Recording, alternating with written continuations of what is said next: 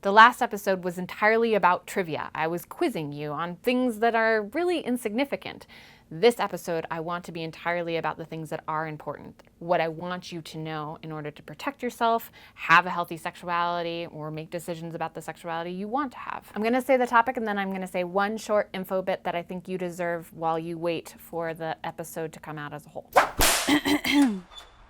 Vaginismus, clenching of the vaginal muscles. So much so that it prevents penetration of a finger, a tampon, a speculum, a penis. And if this is a problem, your go-to professionals are sexologists and gynecologists. Visiting a gynecologist. The American College of Obstetricians and Gynecologists recommends seeing a gynecologist between the ages of 13 and 15. You can postpone a pelvic exam until 21 or within 3 years of becoming sexually active. HPV. One of the major reasons to get a pelvic exam is to see if there's any HPV. The human papilloma virus. 50% of people will have it at some point in their lives. There are 30 strains that cause warts and another 10 that are cancer-causing. You can prevent some, but not all strains with Gardasil, the HPV vaccine, the first vaccine to prevent cancer. It doesn't cover all of the virus strains, but it does cover some of those that are majorly problematic. All sexes can benefit from the vaccine and are recommended to get its 3 doses between the ages of 11 and 26. Getting tested. When you're getting an STI screening, make sure that you know what you're getting tested for and what you're not getting tested for. Also make sure that if you don't have symptoms, you're still getting tested because of bacterial infections like chlamydia. Most of the cases of chlamydia are asymptomatic, meaning there are no symptoms or signs of infection. And luckily, when you get treated for chlamydia, you will also get treated for gonorrhea, was nicknamed the clap. One of the explanations talks about how the ill were once treated by taking the penis between 2 boards and now we have antibiotics. Vibrators. I want you to know what they're made of and how to clean them. If they have phthalates in them, PHTHALATES,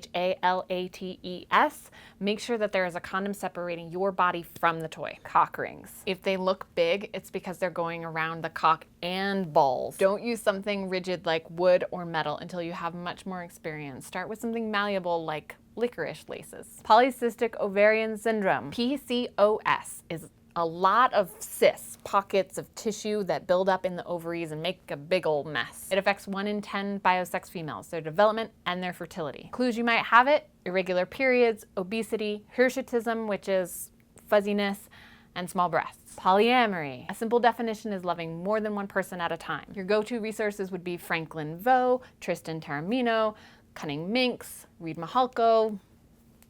Demisexuality, sexual attraction that happens after a long emotional connection is already made. Bisexuality, bi referring to 2 may be the gender binary like males and females, but more bisexuals are going with the meaning of bi, 2 as in same and different. BDSM, 4 letters, 6 words: bondage, discipline, dominance, submission, sadism, masochism.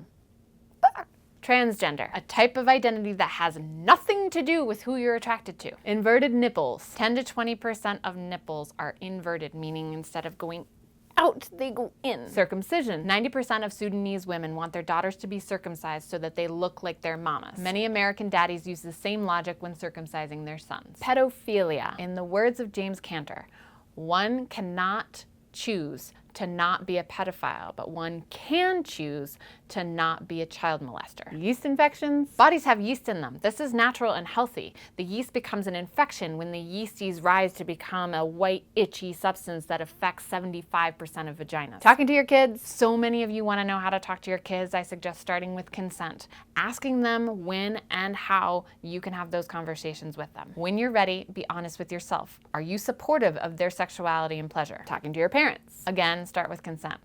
Mom, can I talk to you about sex? Talking at a school. I love going to schools and talking to my audience face to face, doing sexplanations. If you'd like to invite me to your program, then please let me know. Also, stay curious.